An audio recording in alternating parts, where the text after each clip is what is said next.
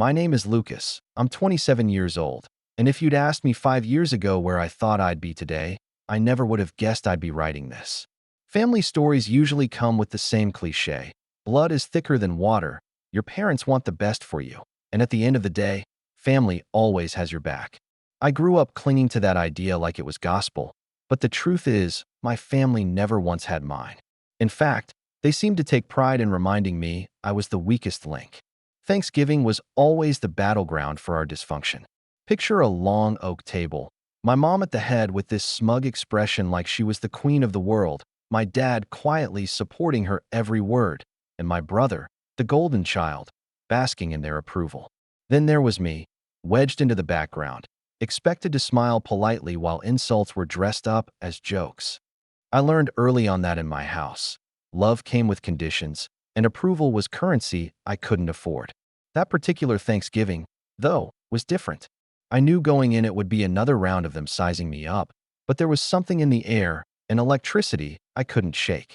I walked through the door carrying a pie I had baked myself. Not that it mattered, because my mom's first words weren't hello or glad you made it. Instead, she looked me up and down and said, "Lucas, you should have worn something nicer. At least try to look like you're doing something with your life." I forced a smile, but inside, her words scraped across wounds I thought had healed years ago. The funny thing was, I wasn't doing badly at all.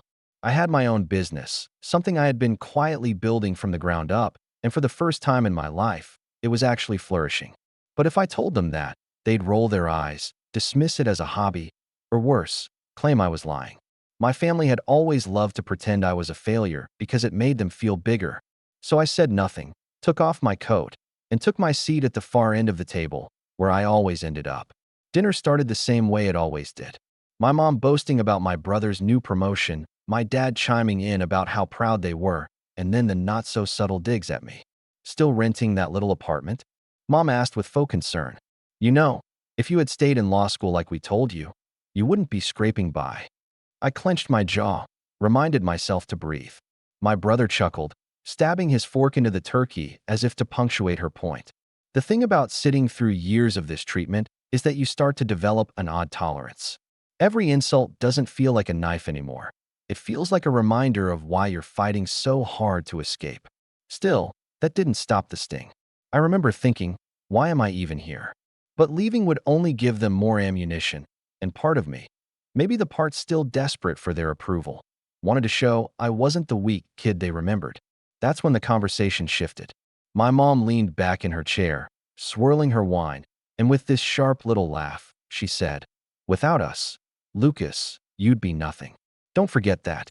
You've always needed us." She said it loud enough for the whole table to hear, like it was some punchline. My chest tightened, but instead of shrinking away like I used to, I caught myself smiling. Not a big smile, just enough to make her pause. She narrowed her eyes. "What's so funny?" she snapped. The room quieted, forks paused midair. Even my brother stopped smirking long enough to look at me. I shook my head slowly, like I was weighing whether or not to say it. My heart was hammering in my chest, because this was the moment I had been waiting for. All those years of swallowing insults, working in silence, proving myself without ever once being acknowledged, it all led to this. And all I said was, "Because, Mom." I let the words hang there, enjoying the silence that followed. She hated not being in control of a conversation, and for once, every eye was on me. My pulse thudded in my ears, but I kept my voice steady. "The company that just bought your house," I paused, letting the shock ripple through her before finishing, "is owned by me." Her wine glass froze halfway to her lips, and for the first time in my life, I saw her expression falter. And that's where everything began to unravel. I didn't say anything else after that line. I didn't need to. The silence did the heavy lifting for me. My mom set her glass down with this delicate click that used to make me sit up straighter as a kid. My dad tilted his head like he was trying to hear a television in the other room. My brother, Ethan, who'd grown up hearing that he was the family's future, let out a tiny scoff, as if I'd told a joke with bad timing.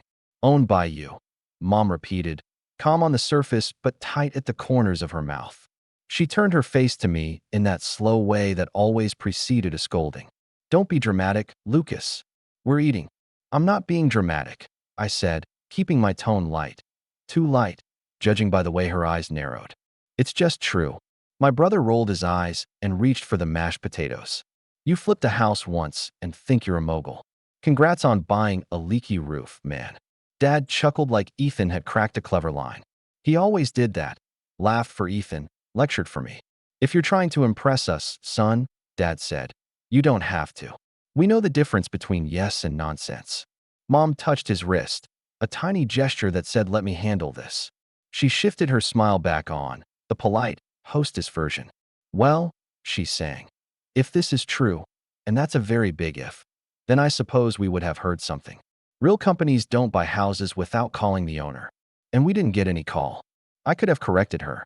I could have explained how a land trust works, how a holding company can have a name that's boring on purpose, how everything moves through email, attorneys, and escrow like chess pieces on a quiet board. Instead, I folded my napkin and said, you should check your email. My phone buzzed on cue. My attorney had sent the confirmation. I didn't touch it. I didn't need to. I could feel the power shift under the table like a subtle tide. Mom didn't check her email right then. She lifted the serving dish and performed her favorite ritual, praising Ethan in front of me. Did you tell Lucas about the promotion? She asked, voice sugar sweet. Senior account manager at 29. That's not nothing. Ethan shrugged in a practiced way that meant he was proud. They recognize talent, he said, side-eyeing me. Some people just have it. Some people build it, I said. That was the first hairline crack of the night. It widened when Mom leaned forward, elbows on the table like she was about to share a secret with a friend.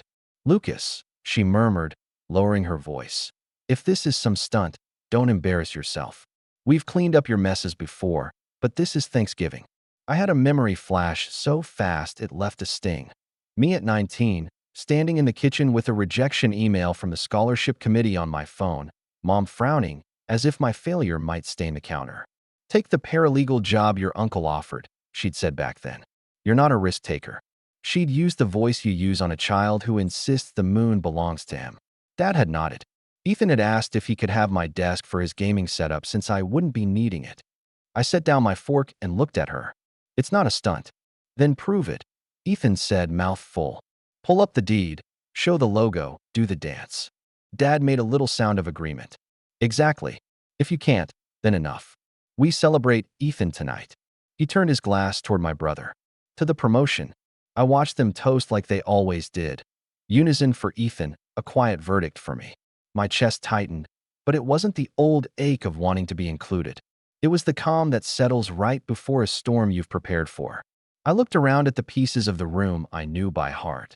The blue and white plates, the dent on the corner of the table where I'd knocked a toy truck as a kid and gotten grounded for carelessness, the framed photo of Ethan in his varsity jacket, my own senior photo tucked lower on a side table half hidden behind a ceramic rooster. Every detail felt like a rehearsal for tonight. I didn't raise my glass. Instead, I asked, when was the last time you looked at the mortgage? Dad squinted. What? The mortgage, I said, keeping my tone mild. You've been refinancing every few years. Rates were higher last time. Payments went up, didn't they? Dad's jaw worked. The numbers had always been his domain. He liked holding them like keys. We manage fine. You do. Mom jumped in, sweet again. We've never needed help. Unlike you. The word help hung there sour. I remembered the exact shape of it from when I was 21 and living in a studio with a mattress on the floor. I'd asked to borrow the old lawn mower to start a summer side gig. Dad had said no because you'll break it. Ethan had offered to rent it to me for $20 a day. I'd bought a second-hand push mower for $35 and wore blisters into both palms that July. Mom was still talking. Lucas, dear, while we're discussing grown-up things, I do hope you remembered to bring the dessert we asked for. After all, contributing is important. She smiled like she'd said something kind. I brought pie, I said, and I brought a letter. That made her blink. A letter? From the title company, I said. Addressed to you. I reached into my bag and placed the envelope on the table. Her name was printed in neat black type. Her eyes caught on it, and I watched something change in her posture, subtle and wary. Ethan made a show of groaning. Oh, come on. We're not opening mail at dinner. This is weird. It's informative, I said. Her gaze flicked to Dad, and for a second, he looked smaller, like someone had taken the air out of him. He reached for the envelope, but she put her hand on it first, pulling it closer like a cat claiming a patch of sunlight. She didn't open it. Not yet. Lucas, she said, turning her attention back to me, voice softening into the version she used at church potlucks. Sweetheart, we worry about you because you make choices. You left law school. You hop between little projects. Companies, I corrected. And I didn't hop. I stacked. Her smile didn't reach her eyes. Even if that were true, why would we be involved in your stacking? Because, I said, and there it was again. The prickle in the air. The gravity that said a truth was about to be spoken and couldn't be unsaid. The house is involved in mine. Ethan threw his napkin down. This is ridiculous. Mom, Dad, don't let him do this. He does this thing where he talks like a riddle, and suddenly he thinks he's a mastermind. He's trying to ruin dinner. Ethan, Mom warned softly, not because she thought he was wrong, but because she wanted control of the tone. She turned to me again. Lucas, if you needed money. I didn't ask you for money, I said. The words came out sharper than I intended, but I didn't soften them. I never asked you. Her face hardened. We gave you a home. We gave you food. We put clothes on your back. You kept a ledger, I said, and I felt it in my bones. The first time I'd ever said that out loud. Every kindness had a price. Her eyes flashed. How dare you? How dare I? I sat back, palms flat on my thighs to steady myself. How many times did you tell me I was a burden because I wanted to take an unpaid internship? How many times did you call my ideas childish because they weren't your path? You used to tell me that love looks like guidance. But your guidance always looked like a lock. Dad pushed his chair back an inch, defensive. We did what was best. For Ethan, I said quietly. I didn't raise my voice. I didn't need to. The truth is loud on its own. Ethan snorted. Okay, victim. I looked at him. Do you remember when Mom and Dad co-signed your first condo, paid the down payment, and said it was an investment in your future? He smirked. Smart move. Their investment paid off. And when I asked for help to cover a certification exam, I said, the answer was, earn it first, then we'll support you. I did earn it. I passed. You didn't come to the ceremony. Mom's mouth pinched. We were busy. With Ethan's open house, I finished for her. I saw the photos. The room had a different temperature now, like someone had opened a window and the November air had crept in. Mom's hostess voice slipped. You're dredging up old things, Lucas. That's not fair. What's fair, I said, is that I grew up. I learned to stop asking you to see me. I nodded at the envelope. And I learned to read contracts. Ethan tooted. Contracts. Here we go. Let him talk, Dad said. But it wasn't permission, it was challenge. So I talked. I kept it simple. A holding company acquired the mortgage 2 months ago. It's perfectly legal. Payments are routed to a new servicer. They sent the notice. Maybe you missed it, or maybe you assumed it was junk mail. Mom's voice had a new edge. And this alleged holding company belongs to you. Yes. She exhaled through her nose, controlled, like she was exhaling a dart. If that were true, then you could change our terms. I could, I said slowly. Or I could keep them the same. Ethan barked a laugh. You're bluffing. I looked at him, and for the first time I felt something like pity. He had grown up certain that walls would move for him if he pushed hard enough. I had grown up learning where the hinges were. Why? Dad asked. That one word was softer. Not kinder, but less armored. Because, I said, and I felt my voice steady in a way it never had in this house. I wanted to know what would happen if I showed up with leverage instead of a plea. There was a scrape as Mom pulled the envelope closer and finally slid a knife under the flap. Paper whispered. She scanned the letter. Her eyes moved left to right to left, and something in her expression shook. She set the letter down, but kept her fingers on it like it might float away. Who put you up to this? She asked. Who told you how? People who listened, I said. People who didn't laugh first. She stared at me so long I could see the calculation. She was good at it, better than anyone I knew. When I was a kid, she could read a room and pick the right story to make herself the heroine and me the lesson. She had a way of rearranging memory to fit her version. I watched her search for one now. Then she smiled. It was the smile that always meant we were about to enter a new phase. Manipulation dressed as mercy. Lucas, she said softly, if this is real, then we're proud of you. Truly. It's what we wanted all along, for you to find direction. But you should have come to us first. We're your parents. We would have guided you. Guided me away from it, I said. You don't know that. she said, wounded now, her favorite angle. You're painting us as villains. Ethan leaned back, folding his arms like a referee. Just admit you exaggerated. We'll all laugh, eat pie, and move on. Dad cleared his throat. If you did this, you need to think about the family. Don't put your mother through stress. She has a delicate constitution. I almost laughed. The delicate constitution that had survived countless charity committees, 3 home remodels, and a decade of micromanaging Christmas dinners could withstand a letter. But I didn't laugh. I let the words pass over me like wind. I did think about the family, I said. That's why the terms haven't changed. Yet, the word landed the way I knew it would. A small, careful bomb. Mom flinched. Ethan leaned forward. What do you want then? Money? Credit? A parade? I looked at him and saw the boy who had taken my new hoodie the day after my birthday because it looks better on me. The teenager who'd borrowed my car and returned it with an empty tank. The man who now looked at me like I'd wandered into his office uninvited. I want you to stop telling me I'm nothing, I said. Mom pressed her lips together, eyes bright with a shine that looked like tears but wasn't. She had a way of producing them without ever letting them fall.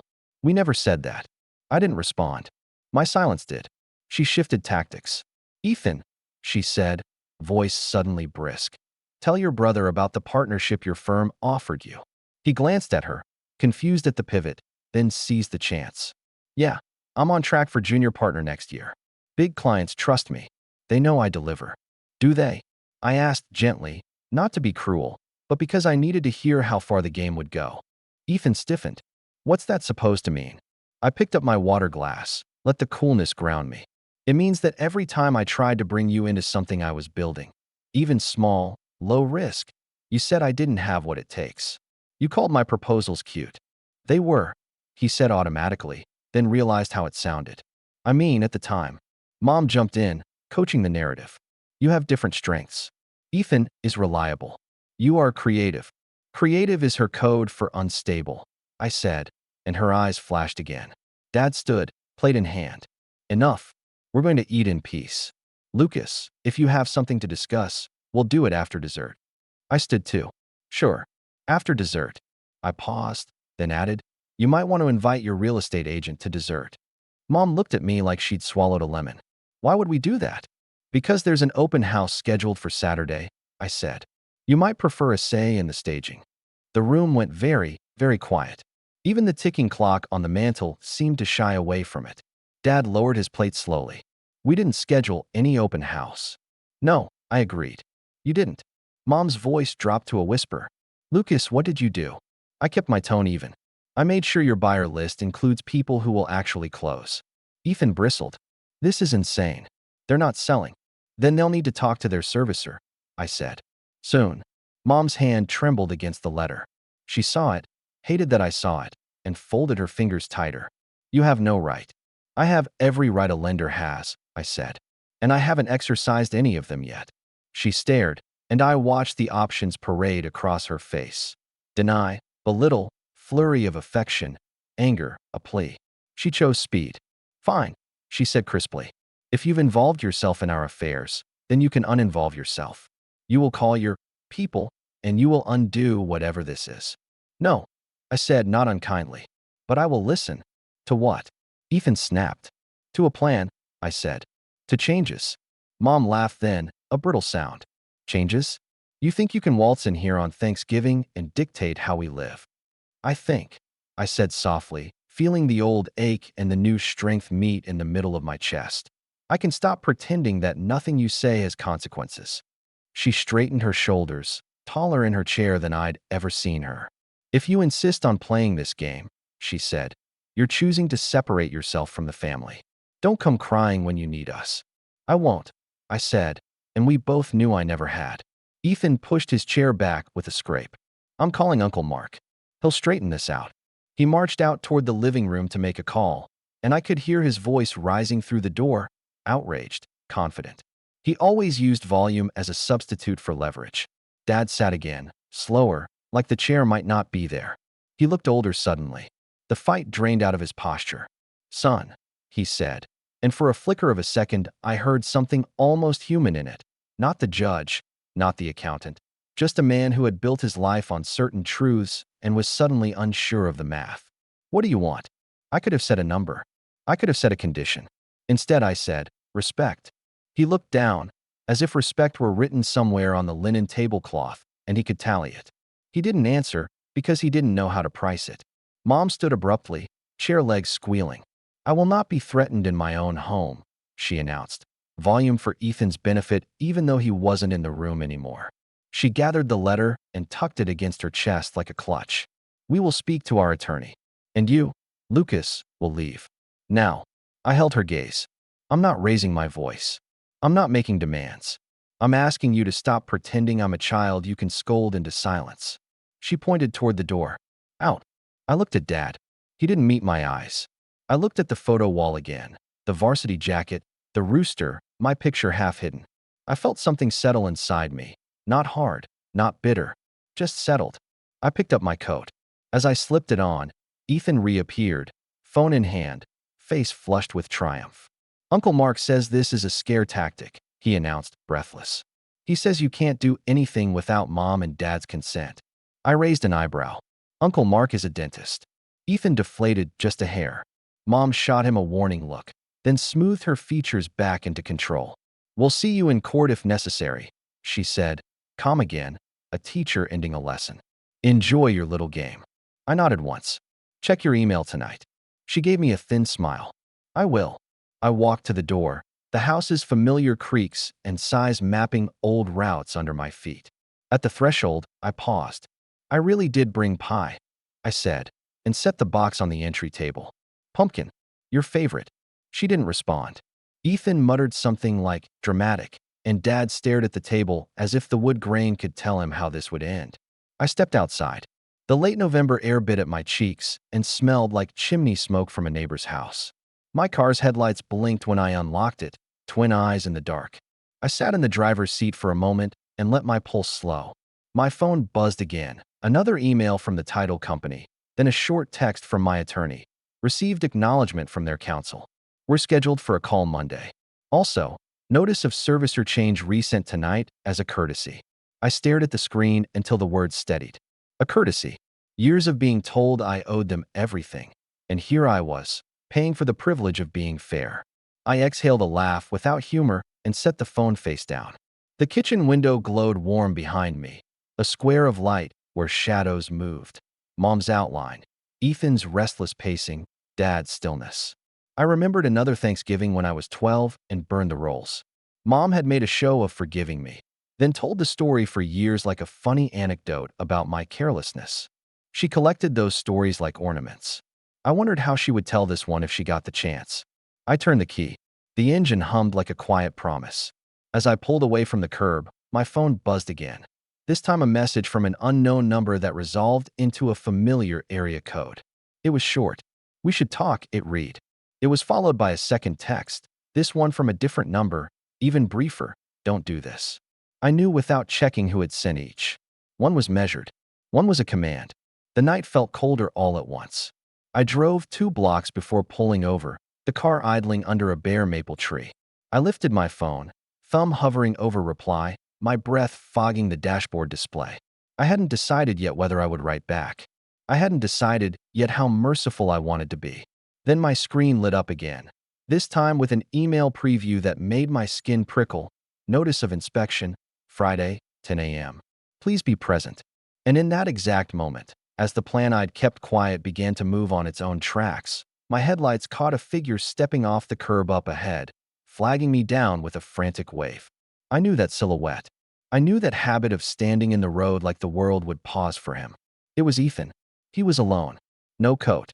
Phone in one hand. Expression I couldn't read from the distance. Against my better judgment, I rolled the car forward and lowered the window. He leaned down, breath misting into the cold, eyes bright in a way I couldn't place. Anger, panic, maybe both. Lucas, he said, voice tight, we need to talk. Now, there's something you don't know about the house. He glanced over his shoulder as if someone might be listening, then looked back at me with a mix of urgency and something like fear.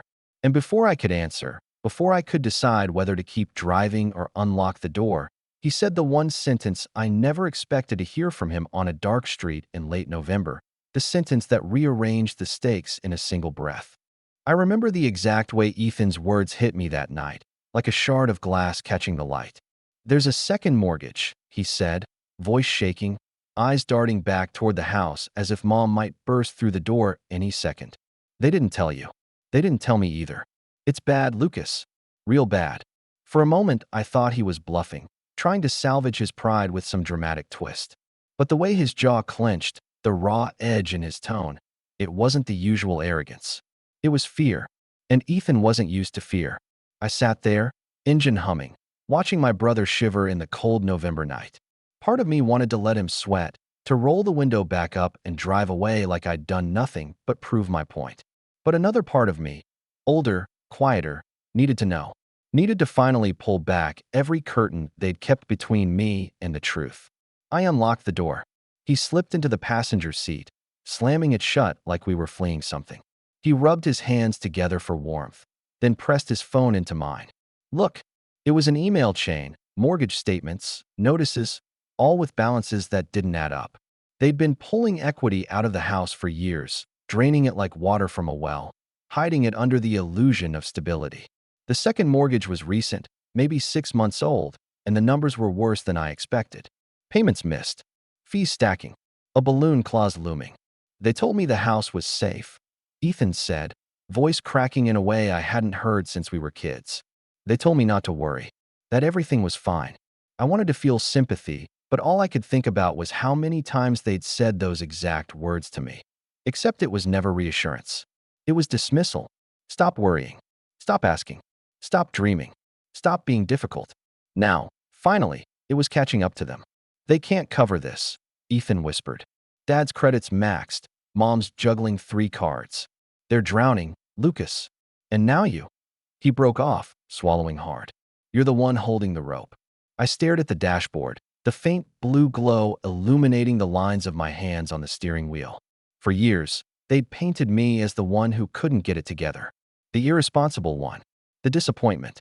And all the while, they'd been building a house of cards behind the curtains, hoping no one would notice until it was too late. The weight of it settled on me like lead. It wasn't triumph. It wasn't the sweet taste of revenge I thought I'd feel. It was something heavier, something lonelier. Because now, no matter what I did, I was part of the wreckage. "Why are you telling me this?" I asked finally. Ethan looked at me with wide, tired eyes. "Because you're the only one who can fix it." The silence between us stretched. My chest burned. Fix it. Of course. That was always the role they saved for me. Not hero, not equal, but the safety net they denied existed until they were falling. I dropped Ethan off without saying another word.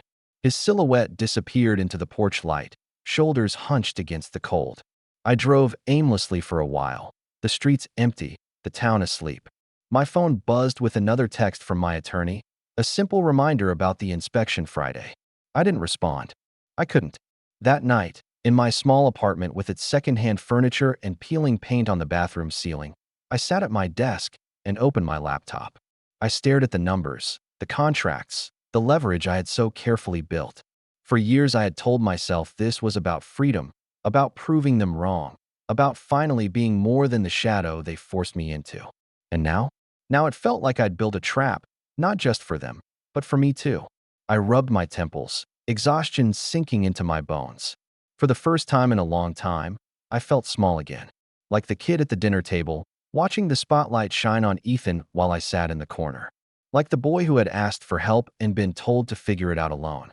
Except this time, the roles were reversed, and the irony of it twisted in my chest like a knife. I didn't sleep. I sat there, the glow of the laptop painting me pale in the dark, going over scenario after scenario. Let them lose everything? Step in and save them?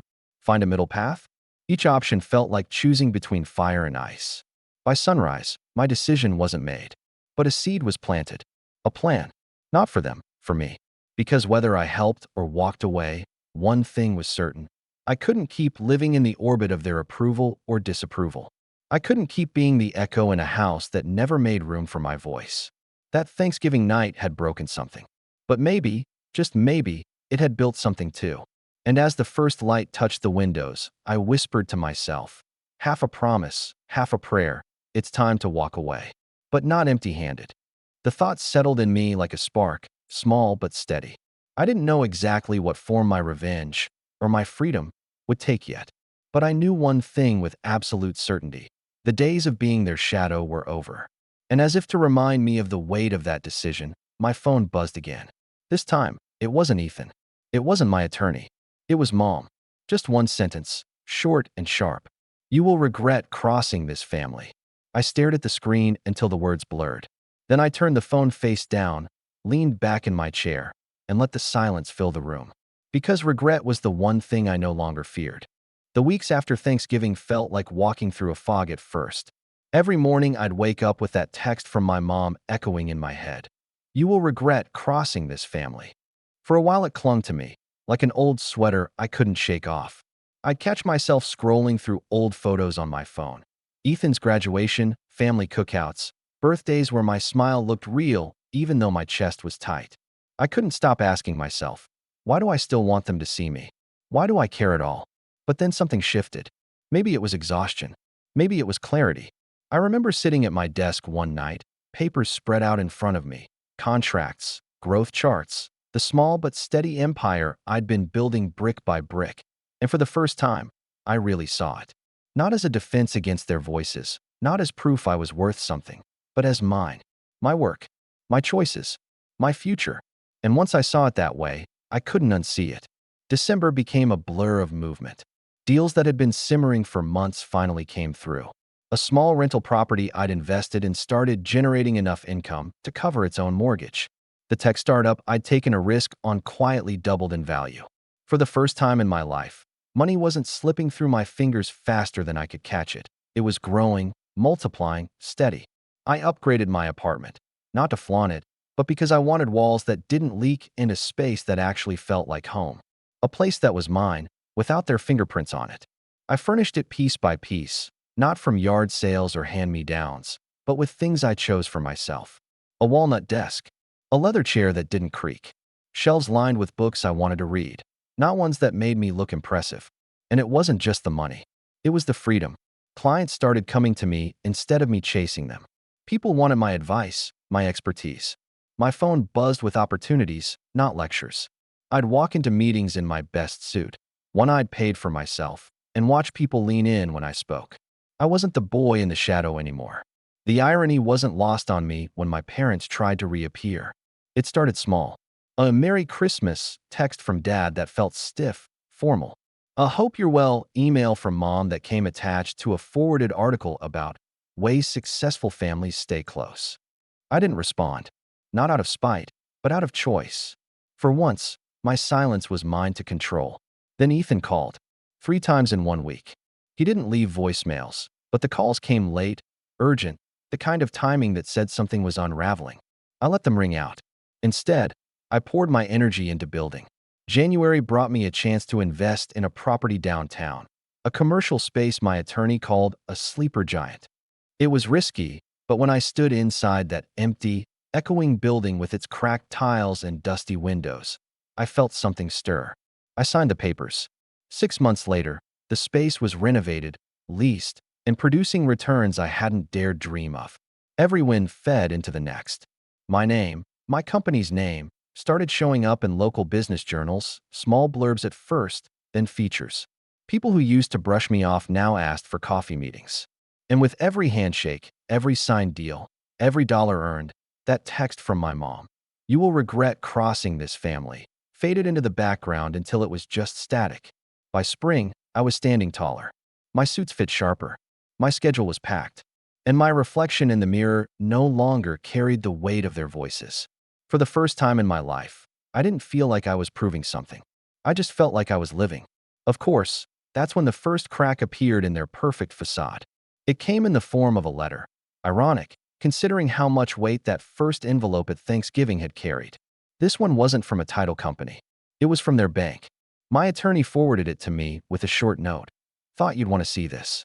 The letter confirmed what Ethan had whispered that night in my car. The second mortgage was collapsing. Payments weren't being made. Fees were piling up. Foreclosure wasn't a threat anymore. It was a clock, ticking louder with every day. I sat at my desk, holding the letter in my hands, and instead of the dread I might have once felt, I felt calm. Not because I wanted to see them lose everything, but because for the first time, their crisis wasn't mine to carry. Their mess wasn't my responsibility. But deep down, another thought sparked, a quiet, steady ember. If they wanted to play this game of control, of manipulation, of painting me as nothing, then maybe it was time to show them just how much nothing could build. And that ember grew hotter when, 2 weeks later, I got an invitation in the mail. Cream cardstock, embossed lettering. From my parents. Family dinner. Saturday, 7 p.m. Mandatory. No explanation. No apology. Just a command. Like nothing had changed. Like I was still the shadow in the corner, expected to show up and nod while Ethan was praised. I held the card between my fingers, running my thumb over the raised gold letters. And I smiled. Because if they thought the Lucas who used to shrink at that table was going to show up, they were about to learn just how much I had changed. I stared at that cream-colored invitation longer than I'd like to admit. The word mandatory wasn't written in bold, but it might as well have been carved into stone. That was always their way, turning a request into an order, turning an order into law, and expecting me to fall in line like it was my duty. I almost laughed when I set it down. Mandatory. I was 27 years old. I ran my own company. I had staff who depended on me, clients who valued my time. And yet here it was, that familiar tug, like I was 12 again, standing at the top of the stairs after Mom yelled my name, trying to decide whether I'd get grounded for walking too slow. But this time, I didn't feel small. I felt steady, because I knew something they didn't. The power dynamic had shifted, and it wasn't shifting back. Still, the invitation raised a question. Why now?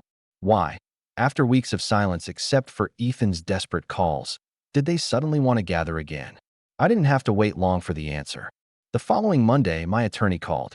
Lucas, she said, her voice calm in that practiced way lawyers have when delivering bad news. Your parents retained new counsel. They're contesting the servicer change. They're claiming they never received notice. I sat back in my chair, staring out the window of my office. Contesting? Of course they were. If denial had been a profession, my parents would have been CEOs. Can they? I asked. They can try, she said. But the paper trail is clean. Notices sent. Confirmed. Certified. They don't have much ground. Much ground. That phrase stuck with me. Because that's what they were really losing ground. For years, they had stood on a high hill, looking down at me, tossing judgments like stones. And now, the ground beneath them was crumbling. After the call, I drove past their house. I didn't stop, just slowed enough to see. The shutters needed paint. The yard looked neglected. A for sale sign leaned slightly crooked in the lawn, as if placed there in haste. And then I noticed something else, a sleek black SUV parked in the driveway. Not theirs. I recognized it a week later at a downtown cafe when I walked in for a meeting with a new developer. A man in a pressed suit stood up to shake my hand. He introduced himself as Andrew Carmichael. His firm specialized in distressed properties. And he was very, very interested in the neighborhood where my parents' house stood. I listened, sipped my coffee, asked questions. And the more he talked, the clearer it became. Carmichael wasn't just looking at their house. He was looking at the block. The whole street was on his radar, part of a redevelopment plan that had the city's quiet backing. And that's when the ember inside me flared into something sharper. Because suddenly, this wasn't just about one house. It was about leverage on a scale my parents couldn't begin to imagine. When Carmichael slid a folder across the table, maps and zoning documents tucked inside, I kept my expression neutral. But inside, I was buzzing. If I partnered with him, or better yet, got ahead of him, I could position myself not just as the owner of their mortgage, but as a key player in the transformation of the very ground they stood on. I'll think about it, I told him, closing the folder with steady hands. And I did think about it. For nights. Lying awake, staring at the ceiling, mapping out the chessboard in my head. I had two options. Use this information quietly to grow my own influence, or bring it to the family dinner and lay it on the table like a loaded weapon. But the more I thought about it, the more I realized, revenge isn't just about a single strike. It's about patience. It's about letting the other side believe they're still in control, even as the ground shifts beneath them. So I waited. I strengthened my position. I signed a preliminary agreement with Carmichael, one that put my company in line to acquire not just my parents' property, but several on their block. I didn't gloat. I didn't send a warning.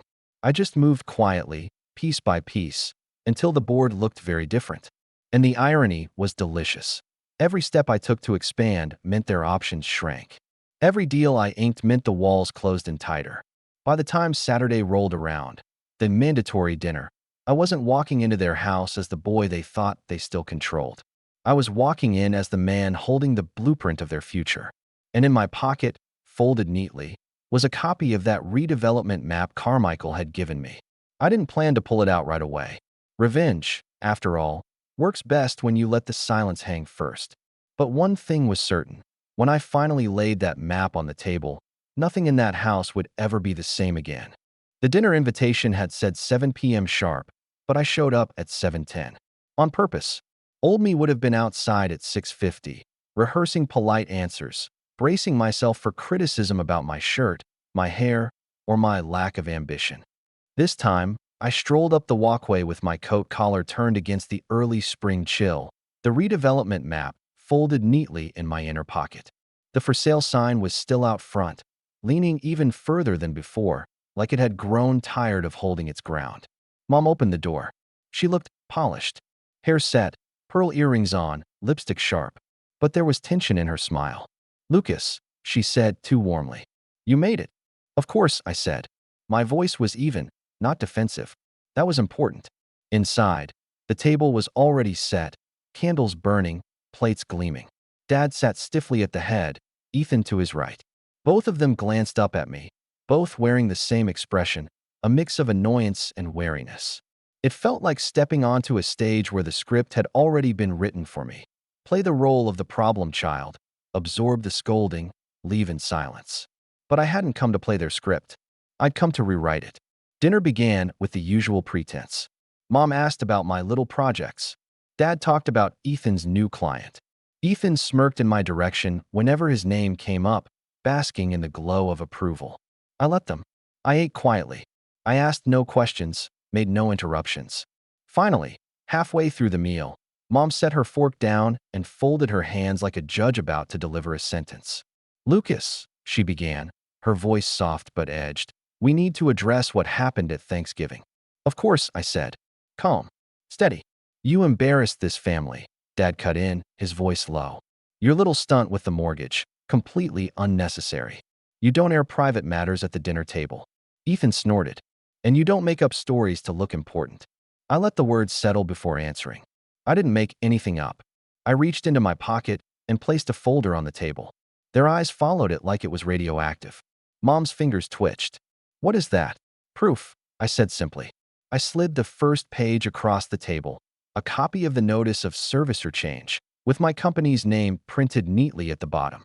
Then another, confirmation of payments routed through the new account. Then another, the foreclosure notice in progress for the second mortgage they'd hidden. Their faces shifted one by one. Dad's went pale. Ethan's mouth opened, then snapped shut. Mom's smile faltered, though she tried to prop it back up like nothing was wrong. "You don't know what you're looking at," she said briskly, tapping the papers like she could shuffle them into meaning something else. "Yes," I said softly, "I do." And then I pulled out the map. Unfolding it slowly, deliberately, I laid it across the table. Red lines marked parcels on their street, properties already spoken for. Their house was circled in bold. "This," I said, "is the redevelopment plan for your neighborhood. You're not just behind on one house. You're standing in the middle of a project that's moving with or without you." Silence fell heavy over the table. Ethan leaned forward, scanning the map with wide eyes. Dad pinched the bridge of his nose, muttering something under his breath. Mom stayed very still, hands clasped tight in her lap. Finally, Ethan spoke. This can't be real." "It is," I said, "and you're not in control of it anymore." Dad slammed his palm on the table, rattling the glasses. "We built this family from nothing. We gave you everything, and this is how you repay us." I met his glare without flinching. "You didn't give me everything. You gave me conditions. You gave me comparisons. You gave me lectures about how I'd never measure up. Everything I have, I built while you told me it wouldn't work." I leaned back, letting the weight of the words hang. "And now, for the first time, you're sitting at a table where I hold the cards. You can't scold that away." Mom's eyes glistened, but her voice was sharp. "So what do you want? Money? Gratitude? Do you want us to beg?" I shook my head slowly. "I don't want money. I don't want begging. I want you to stop pretending I'm nothing." Ethan gave a short, bitter laugh. "So this is revenge? You show up with your papers and your maps, and suddenly we're supposed to see you as some king."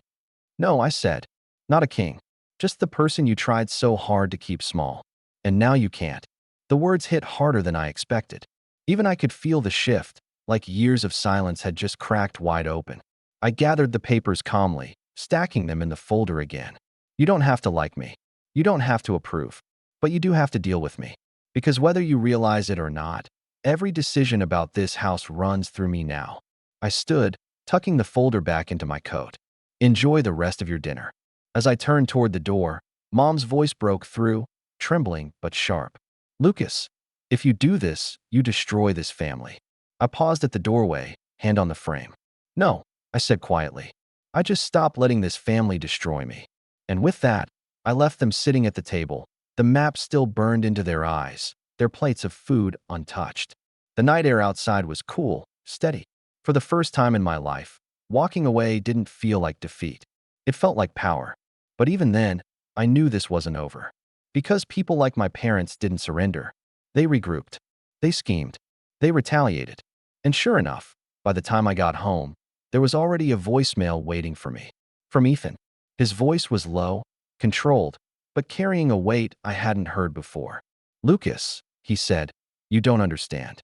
If you push this, if you really go through with it, you're not just taking the house. You're taking everything. And Mom, she'll never forgive you." There was a pause, a faint breath. "Then again," he added, "maybe that's exactly what you want." The message ended. My phone screen glowed in the dark.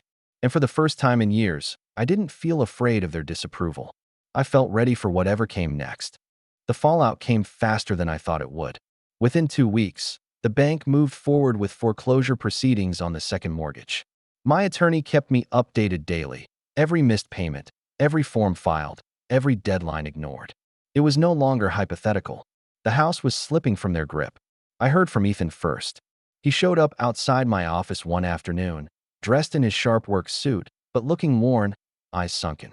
He asked for 5 minutes, so I stepped outside. "Lucas," he said, voice tight, "you have to stop this. Mom can't sleep. Dad's blood pressure is through the roof. They're falling apart." I studied him. For once, there was no arrogance in his posture, just desperation. "You knew about the second mortgage before they told me, didn't you?" I asked. He flinched. Didn't answer. Which was answer enough. "Then you're part of this," I said quietly. He swallowed hard. "Fine. Yes. But if you go through with it, you're tearing down everything we've ever had." I shook my head. "No, Ethan. They did that when they lied. I'm just refusing to carry the rubble for them." He looked like he wanted to argue, but instead he dropped his gaze, muttered something about, "You'll regret this," and walked away. For the first time in my life, I didn't chase after him. A week later, the house went to auction. My company, through the partnership with Carmichael, placed the winning bid. It wasn't personal, it was business. But everyone in that crowded room knew what it meant. My parents weren't there. But the next day, I drove past the house out of curiosity. The yard was unkempt, boxes stacked by the door, movers carrying out furniture. My mom stood in the driveway, arms crossed, lips pressed thin. Dad hovered nearby, shoulders slumped. I pulled over, just for a moment. She spotted me. Her face twisted, a mix of fury and heartbreak. She marched over to my car window. "You think you've won," she hissed. "But all you've done is cut yourself off. No family. No home. Nothing." I met her glare, calm. "I built my own home. My own family will come someday. And I'll make sure they never feel the way you made me feel." Her eyes widened, just slightly, like I'd struck something deeper than she wanted me to see. But she didn't speak. She just turned and walked back toward the house, clutching a box against her chest like it might anchor her. Dad didn't say a word. He just gave me a long, tired look, one I couldn't quite read, then turned back to the movers. I drove away slowly, watching the house grow smaller in my rearview mirror. For the first time, it didn't feel like their house anymore. It felt like a weight finally lifting off my shoulders. In the weeks that followed, the project moved ahead. The old neighborhood began its slow transformation, new facades, renovated lots, a different future taking shape. My company's name was on the contracts, the articles, the headlines. As for my parents, they rented a small apartment across town. Ethan moved back in with them. though his calls to me eventually stopped. Maybe out of pride, maybe out of exhaustion. And me? I kept building, kept moving forward. Every deal, every new client, every handshake was a reminder that I wasn't the boy at the corner of the dinner table anymore. I was the man who had taken back his voice. The last time I drove past the old house, it was gone, demolished, nothing left but cleared earth and scaffolding for what would come next. I pulled over one last time, stepped out, and stood there in the quiet. Where once I'd felt invisible, now there was only space. Space I had made. Space for something new. I breathed in deep, let it out slow, and whispered to no one in particular. You said I'd be nothing without you. But look at me now.